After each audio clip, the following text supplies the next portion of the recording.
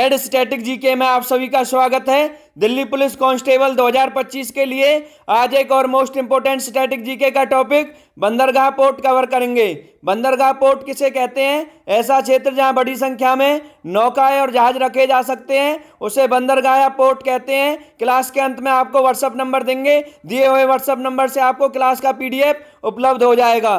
भारत की तटरेखा कितनी है? 7516.6 किलोमीटर है। 7516.6 किलोमीटर है, जिसमें समुद्री राज्य कितने आते हैं? 9 समुद्री राज्य आते हैं। केंद्र शासित कितने आते हैं? 2 आते हैं। और द्वीप समूह कितने आते हैं? 2 आते हैं। और टोटल बन जाता है 7516.6 किलोमीटर। नोट कर लें। और मुख्य भूमि की तटीय रेखा 6100 किलोमीटर है। भारत या प्रायद्वीपीय भारत या उसको दक्षिण भारत भी कहते हैं में प्रमुख बंदरगाह कितने हैं? तो प्रमुख बंदरगाह 13 हैं। नोट कर लें। और 2023 तक कितने थे? 13 की जगह 12 आंसर लगाना है, क्योंकि अधिसूचना 2024 से 13 हुए हैं। उससे पहले 2023 तक अगर पूछता है तो 12 लगाना है। और अब 13 हैं वर्तमान में। 13 में से सरकारी कितने हैं? 12 हैं और एक निजी है। नोट कर लें। और सबसे ज्यादा प्रमुख बंदरगाह 3 कहाँ हैं? तमिलनाडु राज्य में। और भारत में अधिसूचित छोटे और मध्यवर्ती बंदरगाह कितने हैं? 205 है। ऑप्शन 200 भी आ सकता है। नोट कर लें। तो प्रमुख कितने हैं? 13 हैं। प्रमुख 13, अधिसूचित या मध्यवर्ती कितने हैं? 205 है। नोट कर लें। कुल अंतर्राष्ट्रीय व्यापार का समुद्री परिवहन से कितना होता है? 95 से 98% जो व्यापार है वो समुद्री परिवहन से होता है। और जो मूल्य है कीमत के हिसाब से 65 से 70-71% मूल्य की कीमत का व्यापार किससे होता है? समुद्र परिवहन से होता है। नोट कर लें। आगे चलते हैं। पश्चिमी तट पर स्थित 6 बंदरगाह। तो दक्षिण भारत प्रायद्वीपीय भारत में पश्चिमी तट पर स्थित 6 बंदरगाह कौन कौन से हैं? पहला है मुंबई बंदरगाह, जिसको पहले बॉम्बे बंदरगाह कहते थे। किस राज्य में है? महाराष्ट्र। दूसरा है जवाहरलाल नेहरू बंदरगाह, जिसको नाहवा सेवा बंदरगाह कहते हैं। सबसे बड़ा कंटेनर बंदरगाह है भारत का। और किस राज्य में? जवाहरलाल नेहरू भी महाराष्ट्र में है। इससे आगे आता है कांडला बंदरगाह। कांडला बंदरगाह का अन्य नाम है दीनदयाल बंदरगाह के नाम से भी 2017 से उसको जाना जाता है। और गुजरात में नोट कर लें कांडला या दीनदयाल बंदरगाह। मोरमुगांव या मोरमुगांव पोर्ट ट्रस्ट, ये बंदरगाह कहाँ है? मोरमुगांव। तो मोरमुगांव है गोवा राज्य में। नोट कर लें। कोचिन या कोच्चि बंदरगाह कहाँ है? केरल में। और न्यू मंगलोर या पनम्बुर बंदरगाह कहाँ है? कर्नाटक में। पनम्बुर बंदरगाह के नाम से भी जाना जाता है न्यू मंगलोर बंदरगाह को। तो पश्चिमी तट में कितने हैं? 6 हैं। और पूर्वी तट में भी कितने हैं? 6 हैं। ठीक है। तो पहला पूर्वी तट का आता है तूतीकोरिन। तूतीकोरिन बंदरगाह का नाम चिदम्बरानार बंदरगाह भी है। किस राज्य में है? तूतीकोरिन या वीओ चिदम्बरान। तो बंदरगाह तमिलनाडु राइट आंसर होगा। चेन्नई या मद्रास बंदरगाह कहाँ है? तमिलनाडु में ही है। एन्नोर या कामराजार बंदरगाह भी कहाँ है? तमिलनाडु में ही है। 68% ये सरकार का है और बचा हुआ 32% निजी कंपनियों का है।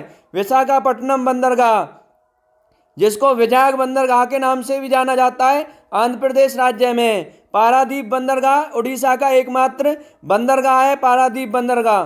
कोलकाता और हल्दिया, जिसको श्यामा प्रसाद मुखर्जी बंदरगाह भी कहते हैं, कब से? 2020 से पश्चिमी बंगाल राज्य में कोलकाता बंदरगाह या श्यामा प्रसाद मुखर्जी बंदरगाह। नोट कर लें।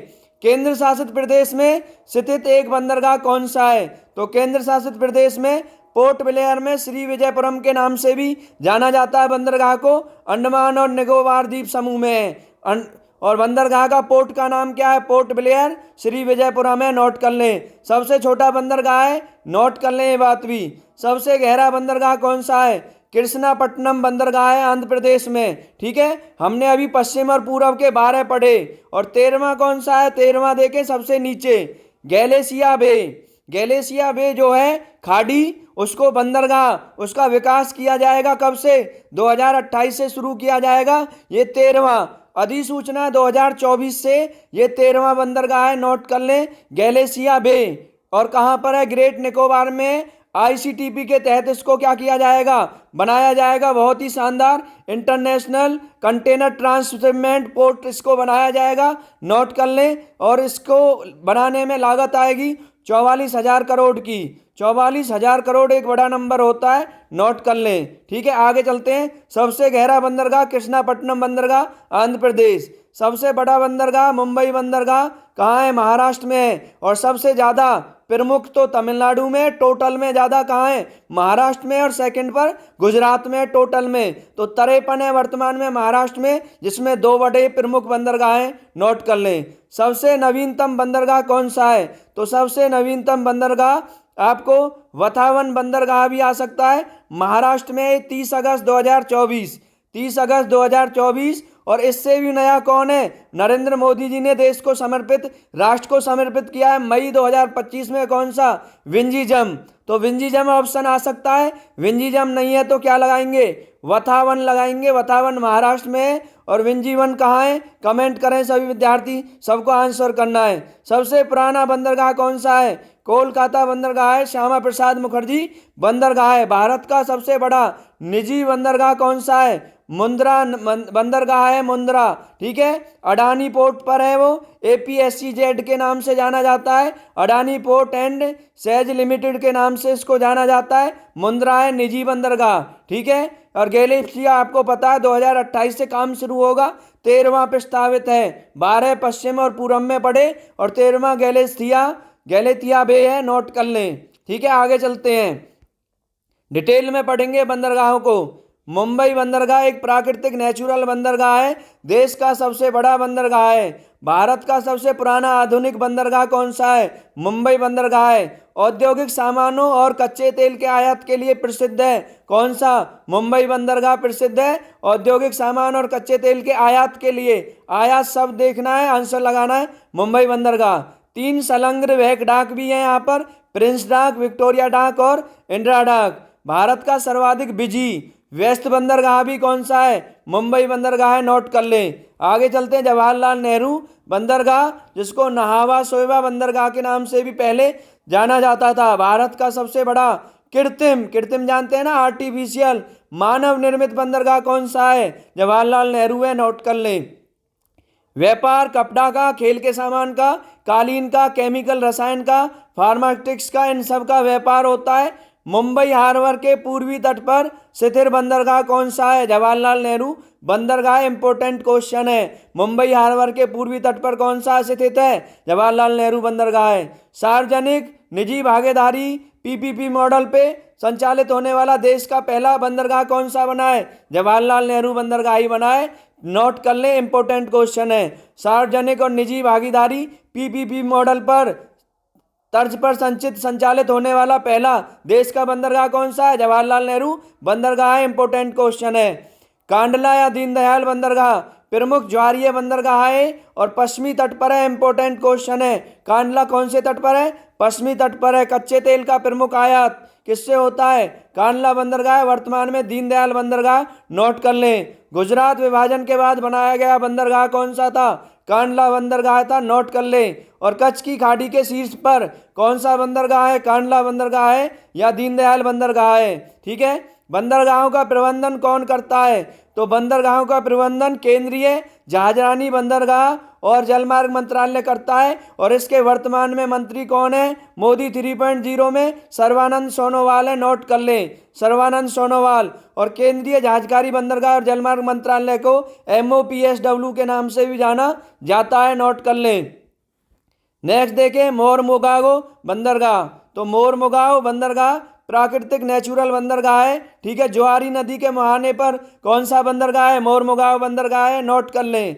यह भी भारत के सबसे युवा प्रमुख बंदरगाहों में है, ये भी नए बंदरगाहों में है मोरमुगाओ बंदरगाह। ठीक है, और किसके लिए प्रसिद्ध है? लौह अयस्क निर्यात के लिए प्रसिद्ध है, इंपोर्टेंट क्वेश्चन है, लौह अयस्क निर्यात के लिए प्रसिद्ध है मोरमुगाओ, या इसको मुरमुगाव बंदरगाह भी लिख सकता है, नोट कर लें। आगे चलते हैं, कोच्चि या कोच्चि बंदरगाह। कोचिन या कोच्चि बंदरगाह, ये भी कैसा है? नेचुरल प्राकृतिक बंदरगाह है। भारत में इसकी पोजीशन क्या है? दक्षिण पश्चिम है। दक्षिण पश्चिम में कौन सा बंदरगाह स्थित है? कोचिन बंदरगाह है। अरब सागर की रानी के नाम से जो वेम्बनाड कायल है, उसको भी वेम्बनाड कायल के शीर्ष पर स्थित है, इसलिए कोच्चि की रानी, ऑप्शन वेम्बनाड कायल भी आ सकता है और कोच्चि बंदरगाह भी आ सकता है अरब की रानी के नाम से, अरब सागर की रानी, नोट कर लें। अंतर्राष्ट्रीय व्यापार के लिए महत्वपूर्ण बंदरगाह कौन सा है? कोचिन बंदरगाह एक इंपोर्टेंट क्वेश्चन है।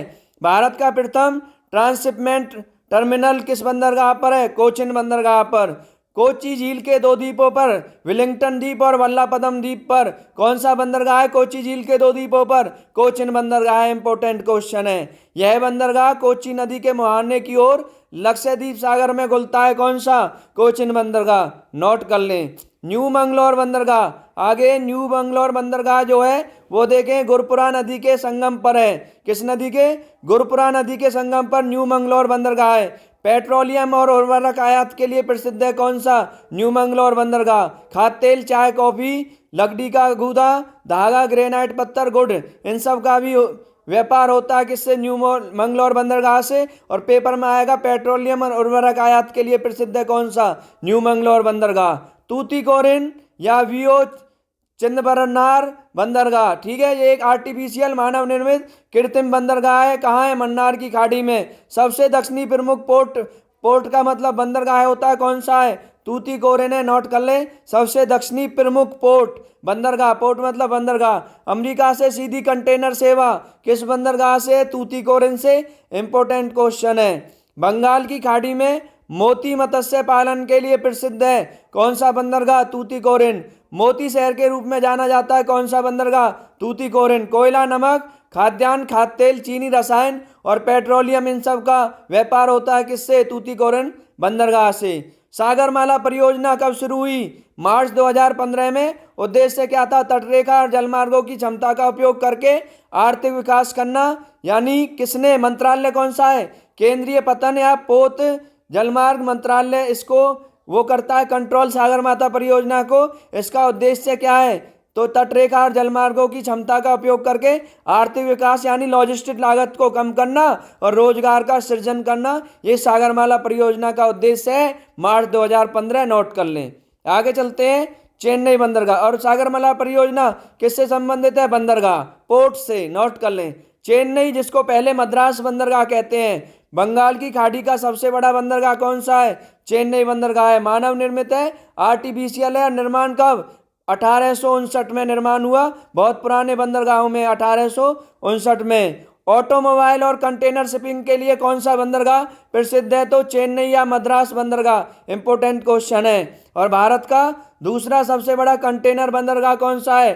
चेन्नई बंदरगाह है। किस बंदरगाह के अस्तित्व में आने के बाद चेन्नई जो है दक्षिण भारत का प्रवेश द्वार कहलाना लगा? तो चेन्नई दक्षिण भारत का प्रवेश द्वार किस बंदरगाह के अस्तित्व में आने से? 1859। चेन्नई बंदरगाह। नोट कर लें। आगे देखें।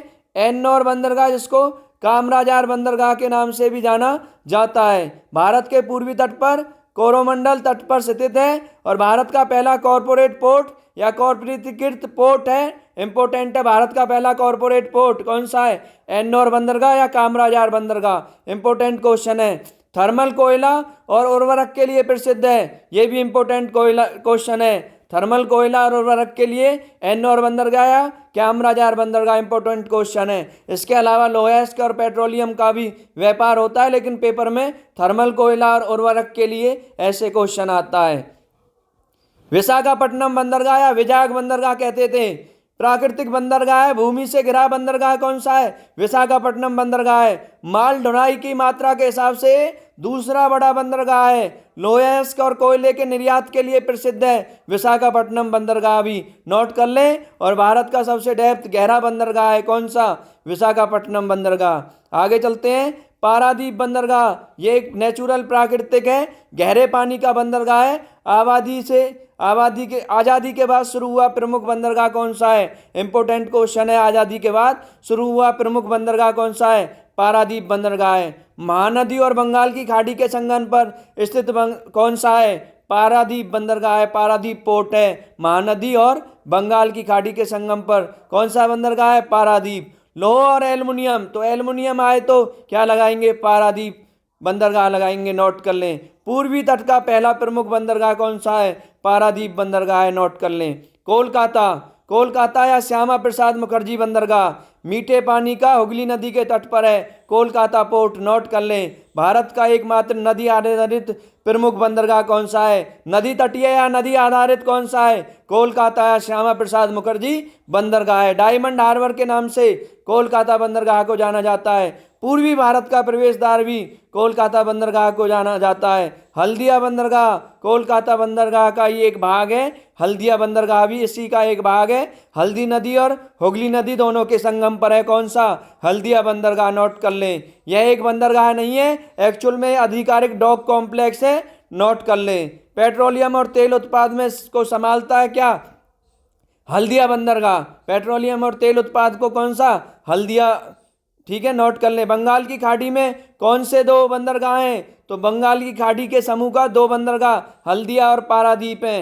हल्दिया और पारादीप है। नोट कर लें। आगे चलते हैं। पोर्ट ब्लेयर या श्री विजयपुरम। ठीक है, भारत का सबसे युवा प्रमुख बंदरगाहों में पोर्ट ब्लेयर और श्री विजयपुरम भी आता है। सैटेलाइट बंदरगाह कौन कौन से हैं? Important question. सैटेलाइट बंदरगाह नाहवा, सेवा और हल्दिया हैं सैटेलाइट बंदरगाह। सभी को सही आंसर करना है। ठीक है। ओखा पोर्ट है गुजरात में, मछली पकड़ने और तटीय व्यापार के लिए प्रसिद्ध है। ओखा पोर्ट कहाँ है? गुजरात में। इंपोर्टेंट क्वेश्चन है। रत्नागिरी पोर्ट, पोर्ट मतलब बंदरगाह ही होता है, महाराष्ट्र में है। कोंकण क्षेत्र में रत्नागिरी बंदरगाह। कृष्णापट्टनम बंदरगाह कहाँ है? आंध्र प्रदेश में। गहरे पानी का एक निजी बंदरगाह कौन सा है? कृष्णापट्टनम बंदरगाह है, आंध्र प्रदेश में। चाबहार बंदरगाह कहाँ है?